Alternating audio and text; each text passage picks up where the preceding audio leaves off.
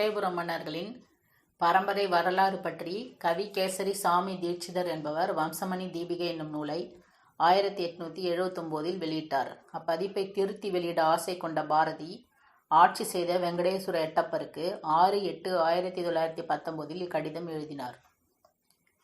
பலவிதமான குற்றங்களையுடைய அந்நூலை நல்ல இனிய தமிழ் நடையில் அமைத்து தருவேன் என்று குறிப்பிட்டார். ஆனால் அவர் ஆசை நிறைவேறவில்லை.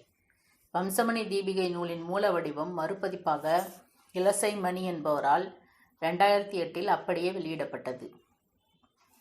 நெல்லையப்பர் ஆசிரியர் குறிப்பு. பரளி சு. நெல்லையப்பர் விடுதலை போராட்ட வீரர், கவிஞர், எழுத்தாளர், மொழிபெயர்ப்பாளர், இதழாளர், பதிப்பாளர் என பன்முகம் கொண்டவர். பாரதியின் கண்ணன் பாட்டு, நாட்டுப்பாட்டு, பாப்பா பாட்டு, முரசு பாட்டு ஆகியவற்றை பதிப்பித்தவர்.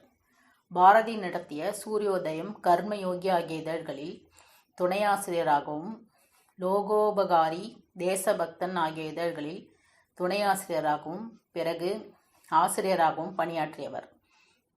இவர் நெல்லை தென்றல், பாரதி வாழ்த்து, உய்யும் வழி ஆகிய கவிதை நூல்களையும் வ.உ. சிதம்பரனாரின் வாழ்க்கை வரலாற்றையும் எழுதியுள்ளார்.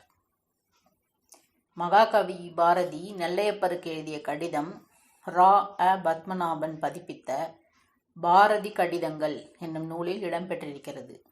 பாரதி 15 வயதில் கல்வி கற்க உதவி வேண்டி எட்டயபுரம் அரசருக்கு எழுதிய கவிதை கடிதம் முதல் அவர்தம் மறைவிற்கு முன்னர் குந்திகேசவருக்கு எழுதிய கடிதம் வரை அனைத்தும் நம்மிடம் பேசுவது போல இருப்பதே அவருடைய நடையழகின் சிறப்பு. பாரதியாரை விட 7 ஆண்டுகள் இளையவரான பரளி சு. நெல்லையப்பரை பாரதி தன்னுடைய அருமை தம்பியாகவே கருதி அன்பு காட்டி வந்தார். பாரதியின் கடிதங்கள் மேலும் அவரை நன்றாக புரிந்து கொள்ள துணை புரிகின்றன.